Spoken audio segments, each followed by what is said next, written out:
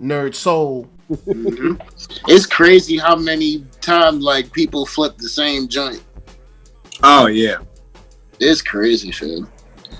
Yeah, I was just listening to yesterday. Someone was playing Jodeci, the "Come and Talk to Me" joint, and I was like, "Yo, that's like which one?" Drums. I was like, "Yo, original I know or remix? Original or remix? I think it was the remix. Okay. The one that has like the CNN drums from one of their songs, and like the and then the Impeach the President drums. They got right. The hip hop drums. Yeah. Man, that joint, they were untouchable when that joint came out. Come and talk to me. When that Come and Talk to Me remix came out, that was it. That's it was like Jodeci was the group. Yeah. That's the Hitman, man. Yeah. That's the Hitman. I don't think. Yeah, well, early Hitman had hits, man. They don't get their just due, fam. They had a lot of clunkers, dog. But they had some hits. I know they did, but you were not wrong. They had hella. It's like, damn, who can I compare them to? Like, I can't even compare them to like a team. Trackmasters. No. Like in the sense where they have so many good joint like bangers that they're like they have just as many clunkers as bangers. I don't know. I can't think of it like that.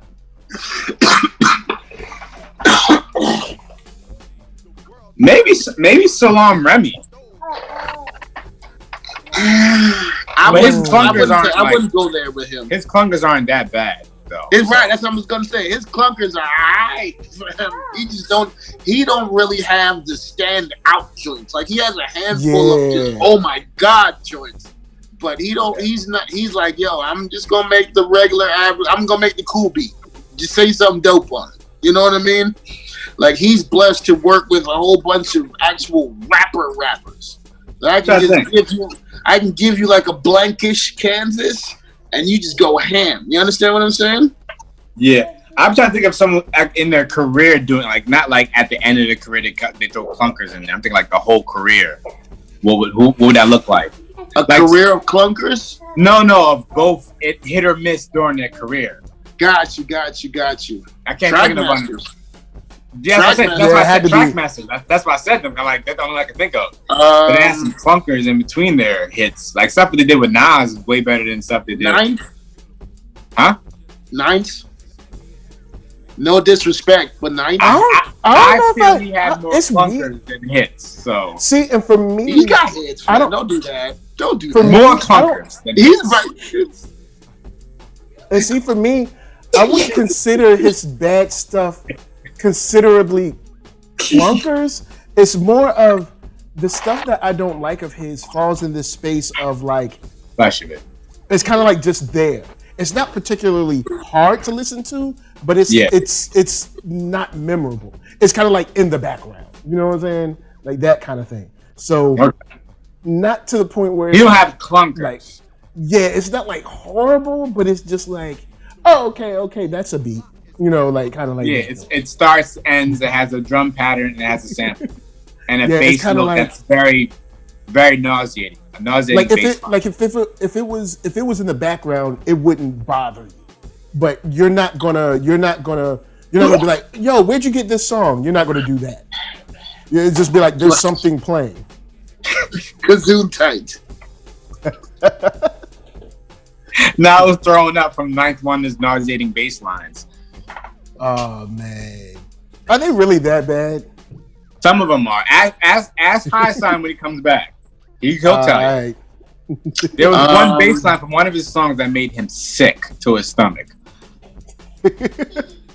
Ask when he come back. Facts on facts on facts. Yeah.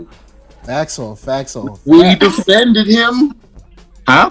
We defended him, but who we? Who's we? Me and Mike defended him, but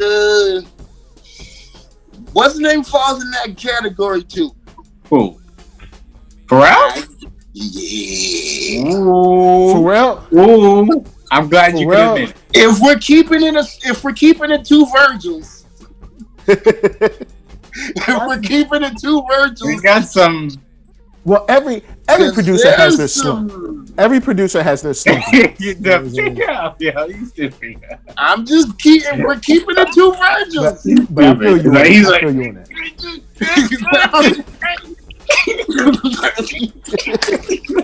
Streets trying to kill me. Yo, HighSign. What? Yes. We were just talking about your favorite producer's favorite bass note that you are nauseated by, Mr. Ninth Wonder. Woo! Here we go again. Tell them about that bass line. Here we go again. What song is it? What's the bass line? What bass line? Which one? Remember the one? It was like, I think it was something off of Jean Grey's or something we was listening to, and you was like, it was like making you sick, like literally hearing his bass note like made you literally sick. I can't remember what it was. I think it was something off of Jean Grey or I think we were talking about that album. And we did a little rundown, and it was like, yeah, I mean, like it doesn't happen all the time. Well, like things like that don't happen all the time, but man. Depending on the frequency and the note, like there are times when like I get physically nauseated by things. It depends. If these like that, there's times when I see that come up in my recommended rhythm roulette episodes. Ooh, yeah. And there's times when I really wonder what a J Dilla episode would be like. Like there's times 37 beats in 15 minutes. Like there's times when I wonder. I rapped over the songs. I really wonder what that episode would be like. Ooh. Like, I imagine him saying, you know what? Look, I ain't even gonna put on a blindfold. Go to the wackest section in here, get whatever you want. And then like it's like the hottest stuff you ever heard. And it's like go to the wackest section in here, go get folk music or some ham bone or whatever you want. Anything. The dumbest stuff you can find. Anything. Yo, wait, stuff you were supposed to play the ham bone in the group, remember? Huh? Remember you supposed to play the ham bone in the group? Remember, like you supposed to like it was gonna be me on the MP, Theo on the keys, SP on the drums, and DL on the ham bone. That was the group right there.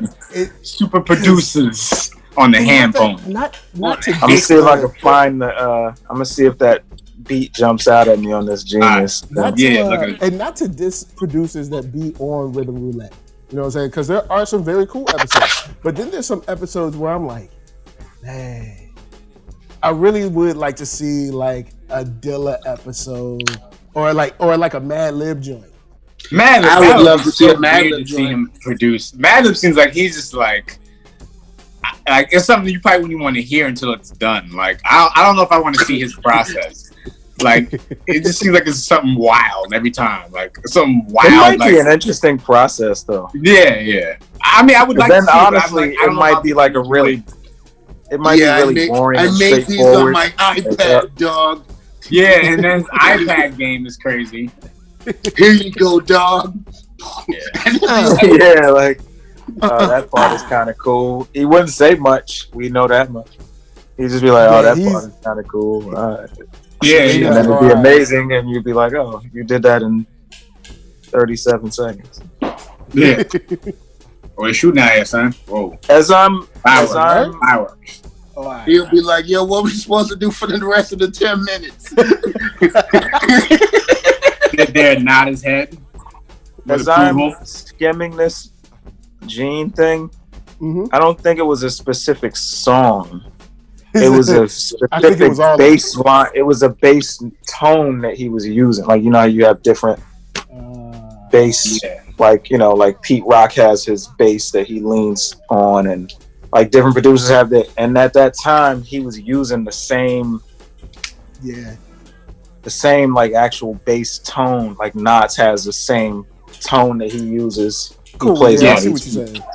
And I think it was that, like just the frequency of it, which may have been because of, I think he was probably still like straight on the laptop at that time. whatever. Honest FL. Ain't nothing wrong with FL because I forgot there was nothing at all. Ain't nothing wrong with little, But like the sonics of it, like the sound card or whatever, the things that contribute to the actual sonics of it. Sometimes it can just color your stuff a certain type of way. True. And so I think that's what it was. Like he was using it on like so much of everything at that time. Right. All right. So you guys ready to get started? Yeah. Hold up. Let me make sure though. Oh yeah, I forgot. I'm almost finished the skim. I got 2 more. Need to skim 2 more. Yeah, 2 more to skim. 2 more to skim real quick. 2 more skimmers. You know whose features I hate low-key? Since we're not on yet, I can say this. You know whose features I low-key be hating sometimes? Who? It's surprisingly Busta Rhymes. You hate his not the feature guy. Huh? He's not the feature guy. But he can be. Some of his features are super crazy. All right. But then some of them when it's there's a handful of crazy features and a whole lot of clunkers. And I don't know if I said whole lot. Well, and I love Busta. There's a lot. We don't do that. There's a lot down, bro. Everybody gave me the break. Yo, Dro, you wild, bro. We don't do that.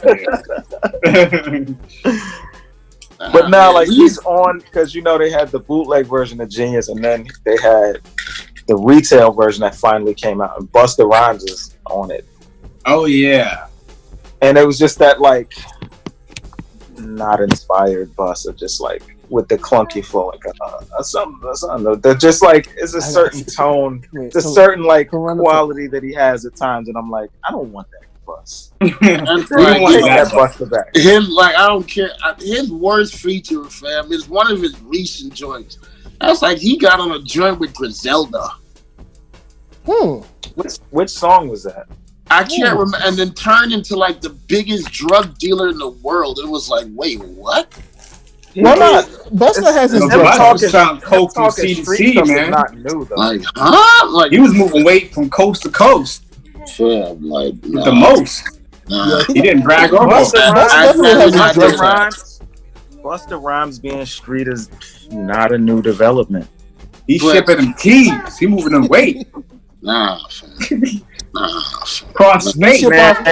We can't go from it's just another case of PTA to fam. Bro, he been street. That was on West. Busta been street for a minute though. I've been selling bricks. I ain't got him, but he's moving that weight, man. Rippler. That's the name of the song. I hate this beat. How about that? Let's start with that. I hate this beat. It's terrible. Okay, no more. How about that? Let's start with that. Hey, yo. I just want to go to Busta's. All right, first of all, fam, let's not sit here and make faces like these rappers be telling the truth, fam. Like, no. Hold on. Hear me out. HighSign. What are we talking about? Hear me out. No. I'm hearing. I'm listening. Hear me. No. HighSign, hear me out. We can't be making it's just another case of the PTA. Like you about to be doing. And then talking about I've been selling books since 1985. 30 years old, bro. Yeah, he's in school. The song is 30 years old. That's what I'm saying. You can't get on a track and say you were selling bricks in high school when in high school you was making songs about the PTA. Why can't you be? Why he could have been selling drugs to soccer moms in the PTA? Dog, Mike, I'm a cut Haven't you seen weed? Past, baby. He doesn't need to have ever been selling crack to make an entertaining verse about selling crack.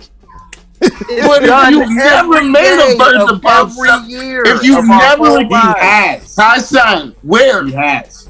Where every rapper has Cocaine the Baby. I've not heard that Cocaine song off the Big Bang. I enjoy. It was written in a way that's probably greater than all of you guys. Ooh.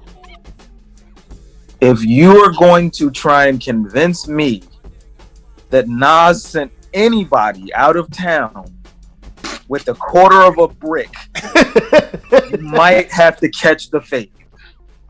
It's not going down on my watch. He never did that. He was just hanging out with kidnapped. Now that I believe, I was hanging out in between albums with these kidnapped niggas. I don't know. I listened to Escobar and I got on some shit. He says it in a song, but at the time, it sounds clever when you write it. It sounds fly. I don't believe what Mobb Deep was doing was true. They had a lot of beef, I'm sure, but come on, man. Like, the dudes were talking like it was bodies in the crew. Prodigy was talking like he was the boss of all bosses. Bodies on top of bodies. Yeah. They had Mobb Deep had bodies on top of bodies. Yeah. How is Jay-Z still alive in Queens? That's life in Queens. It is life in Queens. No. I said, how is anybody still alive in Queens? How? Between all them dudes, how is anybody still alive? Well, I mean, a lot of the working class people that weren't in the game. You know what I'm saying? Look, let me tell you a quick story about. I did a song with my man Jay Zone called "An Honest Day's Robbery." And it's about us, like, it's a comical song, but it's about us, like, working a day job, and then we get fed up and we, like, try to come up with get-rich schemes about, like, trying to sue a Whole Foods and, you know, shit like that. Like, we just do wild shit to try and get dope. So the way this song came together was I was talking to him one time, and I was like, yo, as an adult, if you listen to Kool G Rap Live and Let Die album, and you listen to this, there's a song on there called Train Robbery. And it is the most heinous, insane song. When you actually sit and break down what happens in the song, him and his man get on a train. They rob the train, like a public MTA, public transportation train.